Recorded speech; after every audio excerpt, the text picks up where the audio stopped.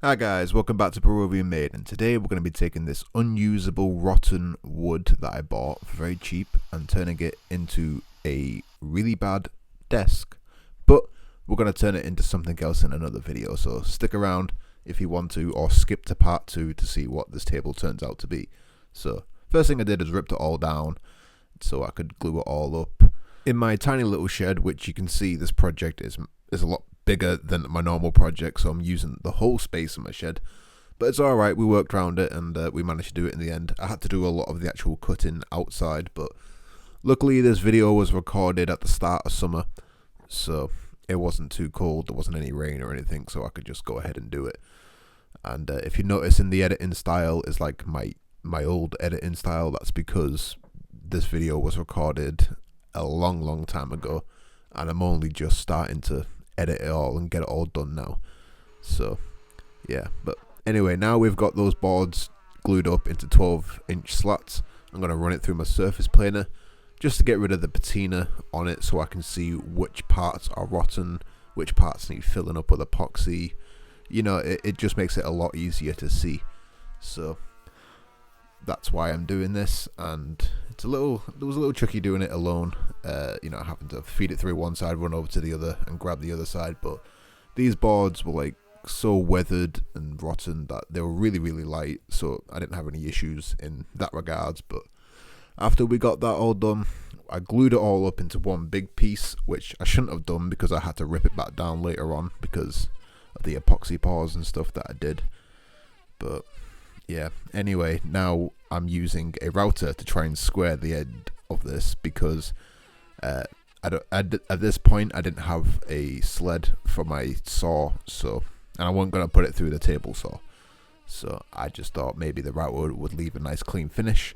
And then I came back over with the overhang and chopped it off with a normal saw. I could have used a flush trim bit, but my router bits, all the ball bearings on them fall off dead easily, so I decided just to use a saw. And what I'm doing here is I'm quickly just taking the two edges off, because when I was clamping it I didn't have any sacrificial bits of wood on either side to take the squeeze, and it just ruined the edges, so I had to cut it down a little bit. But I'm just going around now with a chisel, taking out all of the rotten pieces so I can see what voids I need to actually fill up, and it is a lot worse than I thought it was. I ended up with massive holes in these tables, and I didn't know how much epoxy I was willing to actually use. I ended up using inlays, so I didn't use that much epoxy, but I would have used a hell of a lot of epoxy if I didn't use inlays. But using these inlays was the downfall for this being a desk. You'll see later on in the video what went wrong, but I'll leave it with that a little bit for now. So I'm just using a router to quickly take off the material so I have something nice to go in inlay. I'm not very good at inlays, especially when I'm using cheap chisels and cheap bits and stuff, and I don't have a proper setup for it all.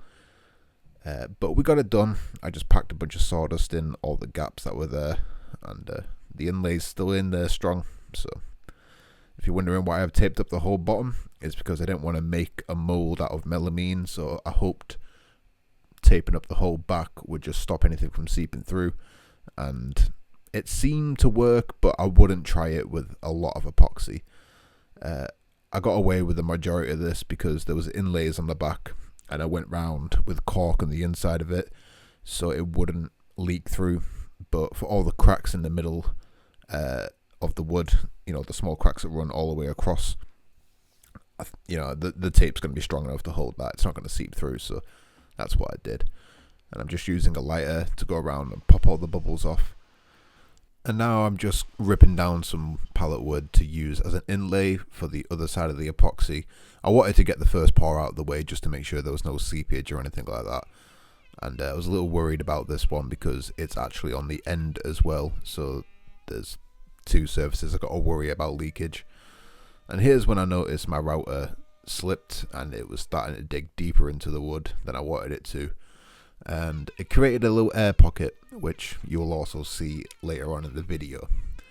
But I didn't know this at this point, so I was just going around hollowing it all out, and getting ready to install the inlay. Doing these inlays was literally just to save me epoxy. I planned on painting the bottom of the table black anyway. This table wasn't going to go out to a customer. If I was, I would never send this sort of wood and material out to a customer.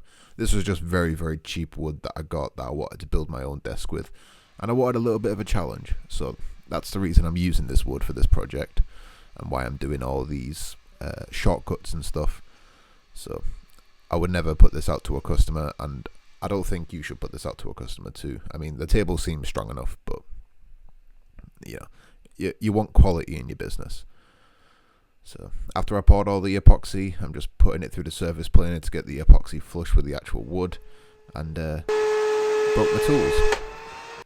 Yeah, that little pop you saw and heard was the fan on the inside of the motor expanding and exploding. I'm checking the blades at the minute, thinking that maybe one of the blades flew out, but yeah, that's what happened to my planer. I managed to order a new fan for the motor, took it all apart and replaced it, but yeah, it was a little scary at the time. I thought I broke my tool. So glued those two slats back together, and I was a little worried about it bowing at this point because I didn't check for squareness, and my table saw isn't very square, but it came out relatively flat, which was good news because it means I didn't have to do as much sanding. And as you can see, the table is already getting pretty thin. I didn't really want to lose any more material than I had to. But after everything dried, I squared everything up, and then I started work on making the legs, and almost cut my camera in this shot. But luckily, I was just a millimeter away from it, so it was all good. So I milled up all the bits of wood I was going to use for my legs. I was just going to do some simple legs for this, some simple box legs. Nothing too adventurous. This was just a table for me anyway, and I didn't have a lot of confidence in this project, so I didn't want to waste too much time doing anything fancy. And yeah, it was a good job I didn't put too much effort into these legs because they went straight in the bin after this project. Basically, when I saw how rotted the actual wood was, I lost pretty much all confidence in it anyway. I mean, I pursued because I've had projects in the past where it looks like it's going to be bad from the start, but then it turns out really, really nice. So I was just carrying on with it, hoping for the best, and I thought to myself, I can always make some other legs if the table comes out really nice. But yeah, I'm just sorting everything out to put some threaded inserts into the table now. Because I want the legs to be removable so I can more easily take it upstairs into my room, and if I ever move house, I can take everything back apart and move it all as well, instead of just gluing the legs straight on. Plus, this table's a lot wider than my usual projects, so there's a lot more wood movement. So when I drilled the holes in the legs, I made sure there was enough room for the bolt to be able to move a couple of millimeters side to side to account for wood movement. And now it's on to the part I hate most about woodworking: sanding. There was a lot of sanding, a lot of corners I had to do. Luckily though, epoxy seems to sand quite well. This was my first time working with epoxy, and it seems to be a lot easier to sand than actual wood.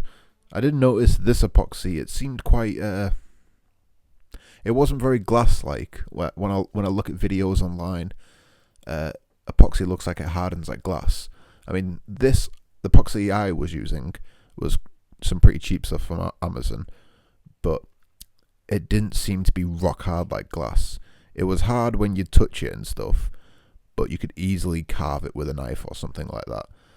So let me know in the comments below if epoxy is usually like this or whether it's just a brand I got, but might have to get some new stuff for my next project. But tried using this wood stain from Durux, I think it's called. Wood sheen. It was a horrible thing to use, so hard to apply, so I ended up sanding it back down and stuff. I did notice a slight warp in this table too, so I went to use the router sled to flatten it, and here was what I was talking about before.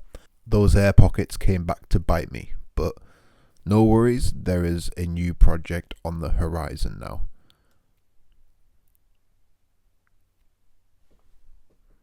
Subscribe for more.